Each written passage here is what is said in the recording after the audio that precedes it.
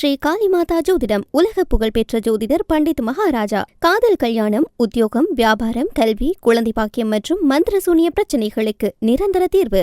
வணக்கம். செய்தி வீச்சு உங்களை வரவேற்றுக் கொள்கிறது.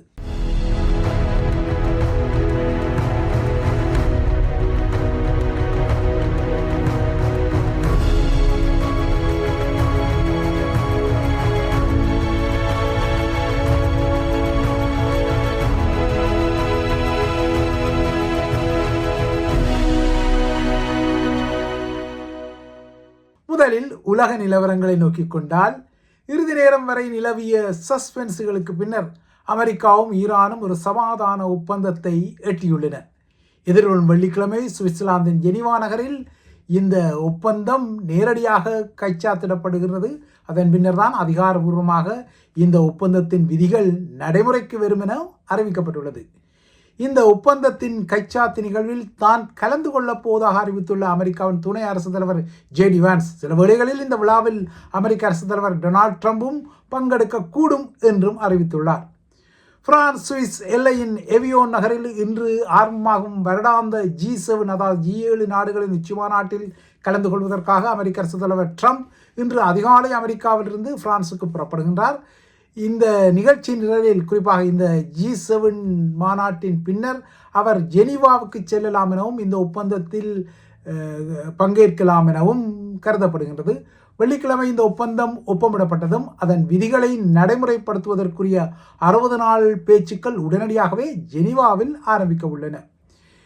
இந்த ஒப்பந்தத்தின் அடிப்படையில் ஈரானிய துறைமுகங்கள் மீதான தனது கடற்படை முற்றுகையை அமெரிக்கா விலக்கிக் கொள்வதாகவும் ஒப்பந்தம் ஒப்பமிட்டவுடன் ஹோர்முஸ் நீரிணை மீண்டும் சுங்க கட்டணங்கள் ஏதுமற்ற வகையில், அதாவது இந்த போருக்கு முதல் எவ்வாறு நிலைமை இருந்ததோ அவ்வாறான நிலைமையில் மீண்டும் நீரிணை திறக்கப்படும், வளமையான வணிக போக்குவரத்து இடம்பெறும் எனவும் டொனால்ட் ட்ரம்ப் குறிப்பிடுகின்றார். இந்த செய்தியை தொடர்ந்து உலக சந்தையில் மசகு எண்ணெயின் விலைகள் சரிந்தன. ஆசிய பசிபிக் பங்கு சந்தைகளும் இன்று காலை ஏற்றமடைந்தன. ஈரானும் இந்த ஒப்பந்தத்தை ஏற்றுக்கொள்ளும் அறிவிப்பை தனது நாட்டின் உள்ளூர் நேரப்படி 15ஆம் தேதி அதிகாலை வெளிப்படுத்தியது. குறிப்பாக 14ஆம் தேதி நள்ளிரவு கடக்கும் வரை இந்த அறிவிப்பை அது தாமதப்படுத்தியிருந்தது. அதற்கு காரணம் இருக்கின்றது. நேற்று செய்தி வீச்சு இந்த காரணத்தை கூறியிருந்தது. ஏனென்றால் ஜூன் 14ஆம் தேதி டொனால்ட் ட்ரம்பின் 80வது பிறந்த நாள் கொண்டாடப்பட்ட நிலையில் அன்று இந்த ஒப்பந்தம் அறிவிக்கப்படுவதை ஈரான் விரும்பவில்லை. இதனைத்தான் நேற்று செய்தி வீச்சு சொல்லியிருந்தது. இந்த நிலையில் ஈரானில் 14ஆம் தேதி நள்ளிரவு கடந்து 15ஆம் தேதி ஆகிய இன்று அதிகாலை பிறந்ததும் இந்த உடன்பாட்டை ஈரான் வெளிப்படுத்தியது. ஆனால் அமெரிக்காவில் அந்த நேரம் ஜூன் 14ஆம் தேதியாக இருப்பதால் ட்ரம்ப் விரும்பியது போலவே உள்ளூர் நேரப்படி அவர் தனது பிறந்த நாளில் தான் இந்த டீல் செய்தியை ஈரானையும் உறுதிப்படுத்தி வைத்திருக்கின்றார். ட்ரம்ப் தனது 80வது பிறந்த நாளையும் அமெரிக்காவின் 250வது சுதந்திர தின விழாவையும் வெள்ளை மாளிகை முன்றலில் பிரம்மாண்டமாக நேற்றிரவு கொண்டாடுவதற்கு தயாரான போதுதான் ஈரானின் இந்த உடன்பாட்டு அறிவிப்பு வெளிப்படுத்தப்பட்டது. ஆகவே தொழில்நுட்ப ரீதியில் 2 பகுதிகளுமே விரும்பியது போல தமது திகதிகளில் இந்த ஒப்பந்த அறிவிப்பை நிறைவேற்றியுள்ளன. இந்த ஒப்பந்தத்தில் என்ன விடயங்கள் இருக்கின்றன என்பது குறித்து அதிகாரபூர்வமாக இந்த பதிவு பதியப்படும் வரை விவரங்கள் கிட்டிக்கொள்ளவில்லை என்றாலும், ஈரானிய துறைமுகங்கள் மீதான அமெரிக்க கடற்படை முற்றுகை விலக்கப்படும் எனவும், இதேபோல ஒப்பந்தம் கைச்சாத்திடப்பட்ட பின்னர் ஹோர்முஸ் நீரிணை மீண்டும் திறக்கப்படும் என்பதும் அமெரிக்க தரப்பில் உறுதிப்படுத்தப்பட்டிருக்கிறது. இதனை ஆரம்பத்தில் சொல்லியிருந்தேன். இந்த ஒப்பந்தம் குறித்து ட்ரம்பின் அறிவிப்புக்கு முன்னர் உலகக்கிண்ண கால்பந்து போட்டிக்காக ஈரானிய அணி அமெரிக்காவில் இறங்கி இருந்தது.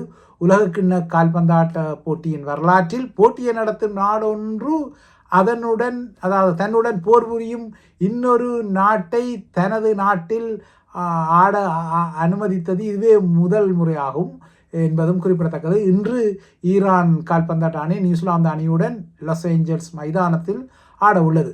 ஈரானிய பயிற்சியாளர்களுக்கு அமெரிக்கா விசாவை மறுத்ததால் ஈரானிய அணியின் பயிற்சி முகாம் மெக்சிகோவில் அமைந்திருப்பதால் அமெரிக்காவில் இடம்பெறும் ஒவ்வொரு போட்டிக்கும் ஈரானிய அணி மெக்சிகோவிலிருந்து தான் புறப்பட வேண்டிய நிலை இருக்கின்றது. இதனால் அமெரிக்காவுக்கும் மெக்சிகோவுக்கும் இடையில் ஈரான் அணி இந்த சுற்று போட்டியிலிருந்து தான் வெளியேறுவது வரை, இல்லை என்றால் இறுதி வரை முன்னேறுவது வரை பயணிக்க இருக்க வேண்டிய நீதியும் உள்ளது.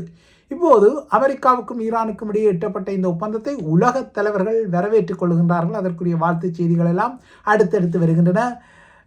ஈரான் அமெரிக்க போர்க்காலத்தில் ஒரு திறமையான ராஜதந்திர அனுசரணை நாடாக தனது வகிவாகத்தை வழங்கிய கட்டார் பிரதமர் முதல் ஐக்கிய நாடுகள் சபையின் பொதுச் செயலாளர் ஆண்டனியோ குட்ரஸ் வரை இந்த ஒப்பந்தத்துக்குரிய வரவேற்பு செய்திகள் எதிரொலித்துக் கொள்கின்றன. பிரித்தானியாவின் பிரதமர் கேர் ஸ்டாமர், பிரெஞ்சு அரசு தலைவர் இமானுவேல் மேக்ரன், துருக்கிய அரசு தலைவர் டாயிப் எர்டோகன், ஆஸ்திரேலிய பிரதமர் அந்தோனி அல்பானிஸ் உட்பட்ட பல தலைவர்களின் வாழ்த்துச் செய்திகள் வந்திருக்கின்றன. இதற்கிடையே இந்த ஒப்பந்தம் மூலம் ஈரான் அணு ஆயுதங்களை உருவாக்காது என்ற விடயம் உறுதிப்படுத்தப்படுவதால் பிரான்ஸ், பிரித்தானியா, ஜெர்மனி மற்றும் இத்தாலி ஆகிய நாடுகளும் ஈரானுக்கு எதிரான தடைகளை நீக்க தயாராக இருப்பதாகவும் தமக்கிடையிலான ஒரு கூட்டு அறிக்கையில் தெரிவித்துள்ளன.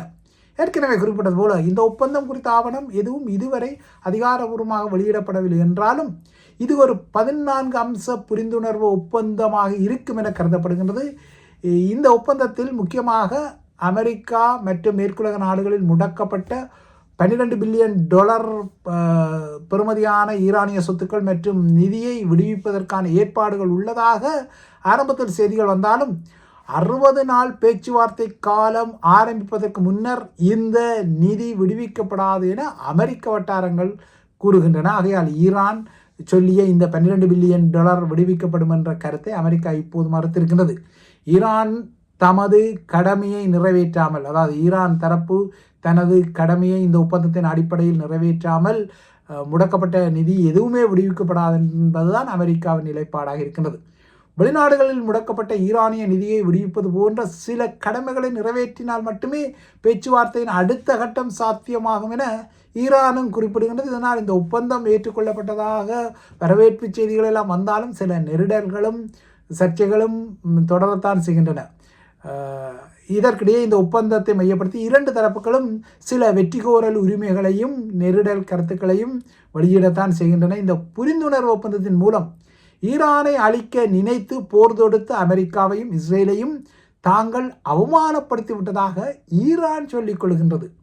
ஈரானின் உறுதியால் அமெரிக்காவும் இஸ்ரேலும் தமது தோல்வியை ஏற்றுக்கொண்டு இவ்வாறான ஒப்பந்தங்கள் ஊடாக சரணடைவை காட்டுவதாகவும் வேறு வழியில்லாமல் இதனை செய்வதாகவும் ஈரான் குறிப்பிடுகின்றது. இதேபோல மறுபுறத்தே ட்ரம்பும் ஒரு எச்சரிக்கையை ஈரானுக்கு விடுக்கின்றார்.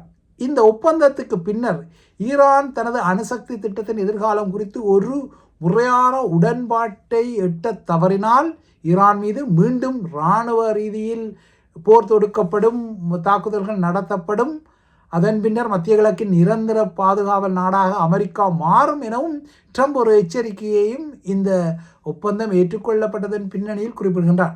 நியூயார்க் டைம்ஸ் பத்திரிகைக்கு நேற்று வழங்கிய தொலைபேசி நேர்காணலில் ட்ரம்ப் இதனை குறிப்பிட்டார். அதேபோல அதே நேர்காணலில் இஸ்ரேலிய பிரதமர் பெஞ்சமின் நெத்தன்யாகுவை அவர் கடுமையாக சாடினார். அமெரிக்க நிர்வாகம் செய்யும் இஸ்ரேலை மையப்படுத்திய ராஜதந்திரத்திற்காக இஸ்ரேலிய பிரதமர் என்றென்றும் அமெரிக்காவுக்கும் தனக்கும் நன்றியுடன் இருக்க வேண்டும் என குறிப்பிட்ட ட்ரம்ப் இந்த ஒப்பந்தத்தால் இஸ்ரேல் பலனடையும் எனவும் சொல்லிக் கொள்கின்றார். இந்த தீர்வை முன்னெடுக்க செல்ல உதவியதற்காக சீன அரசு தலைவர் ஜி ஜின்பிங், ரஷ்ய அரசு தலைவர் விளாடிமிர் புட்டின் போன்றவர்களை இந்த செவியின் போது பாராட்டிய ட்ரம்ப் நெத்தன்யாகுவை கடுமையாக விமர்சித்திருக்கின்றார். அத்துடன் ஈரானிடம் ஒரு அணு ஆயுதம் இருந்தால் இஸ்ரேல் 2 மணி நேரமும் கூட இருக்காது. அமெரிக்கா இந்த போரில் இஸ்ரேலுக்கு உதவாமல் இருந்தால் இஸ்ரேலை ஈரான் கடுமையாக தாக்கியிருக்கும், அழித்திருக்கும் என்பதை நெத்தன்யாகு புரிந்து கொள்ள வேண்டும் எனவும் இந்த செவியில் ட்ரம்ப் குறிப்பிட்டிருக்கின்றார். இஸ்ரேலின் லெபனான் மீதான தொடர் தாக்குதல்கள் அமெரிக்காவுக்கும் ஈரானுக்கும் இடையிலான பேச்சுவார்த்தைகளை மீண்டும் மீண்டும் நெருக்கடியில் ஆழ்த்திய நிலையில் இனிமேல் இஸ்ரேல் இந்த ஒப்பந்தத்தின் பின்னர் அவதானமாக நடக்க வேண்டும் என்பது ட்ரம்பின் ஒரு செய்தியாகவும் தெரிகின்றது. எதுவாறோ எதிர்வரும் வெள்ளிக்கு பின்னர் ஹோர்முஸ் நீரிணை மீண்டும் திறக்கப்பட்டாலும் முதலில் அங்கு கடற்கன்னிகளை அகற்றும் ஒரு பணி காத்திருப்பதால் அதன் பின்னர் தான் முழு உலகுக்கு உரிய எண்ணெய் போக்குவரத்து இந்த போருக்கு முன்னர் இருந்த நிலைமைக்கு திரும்பும் என எதிர்பார்க்கப்படுவது இன்னொரு யதார்த்தமான விடயம். இவை மத்திய கிழக்கு நிலவரங்கள். அடுத்து இலங்கை விடயங்களை நோக்கினால் நேற்று கொழும்பின் காலிமுகத்திடலில் 4988 பரத கலைஞர்களை ஒன்றாக நடனமாட வைத்து ஒரு கின்னஸ் உலக சாதனை நடத்தப்பட்ட விடயம் நீங்கள் செய்திகளின் வாயிலாக அறிந்திருக்கக்கூடிய ஒரு விடயம். இந்த நிலையில் இது என்ன பெரிய உலக சாதனை, நாங்களும் ஆடுவோம், அதனை விட பெரிய அரசியல் சாதனை என்ற வகையில் இலங்கை தீவின் அரசியல்வாதிகளின் தங்கணத்துவம் ஆட்டங்கள் குறைவின்றி சாதனை அளவுக்கு இடம்பெற்று வருகின்றன.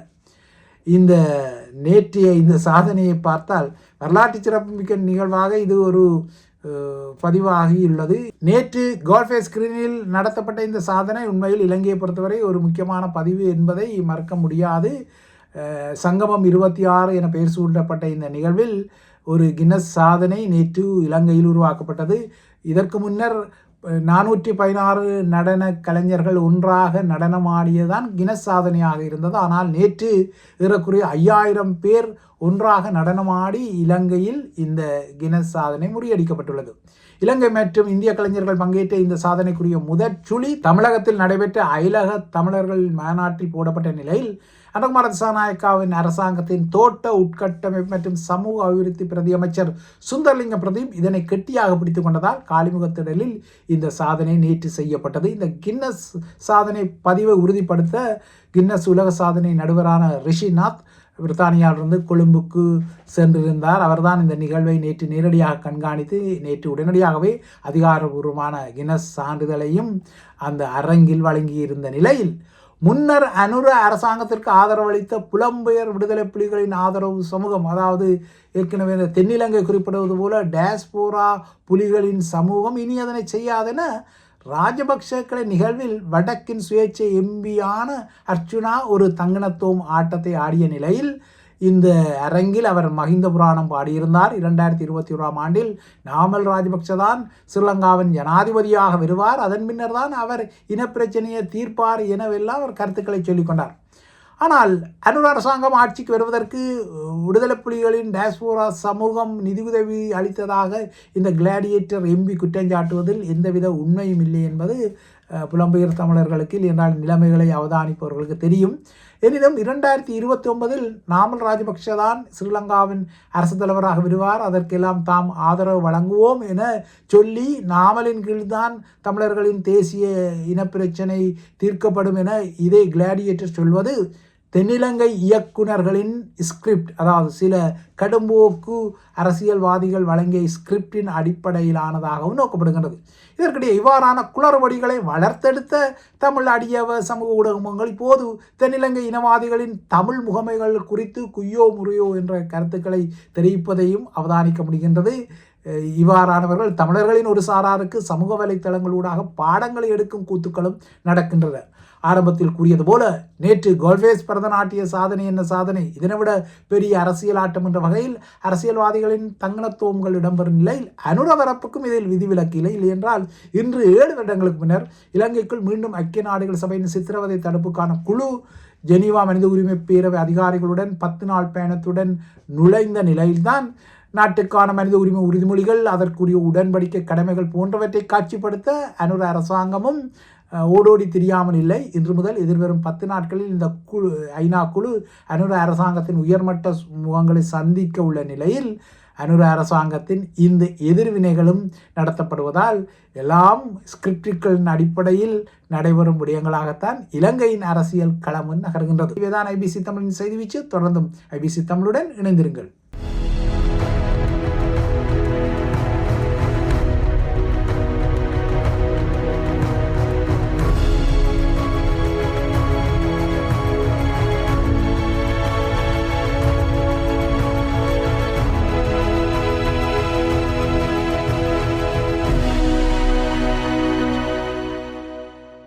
ஸ்ரீ காளிமாதா ஜோதிடம் உலக புகழ்பெற்ற ஜோதிடர் பண்டித் மகாராஜா. காதல், கல்யாணம், உத்தியோகம், வியாபாரம், கல்வி, குழந்தை பாக்கியம் மற்றும் மந்திர சூனிய பிரச்சனைகளுக்கு நிரந்தர தீர்வு.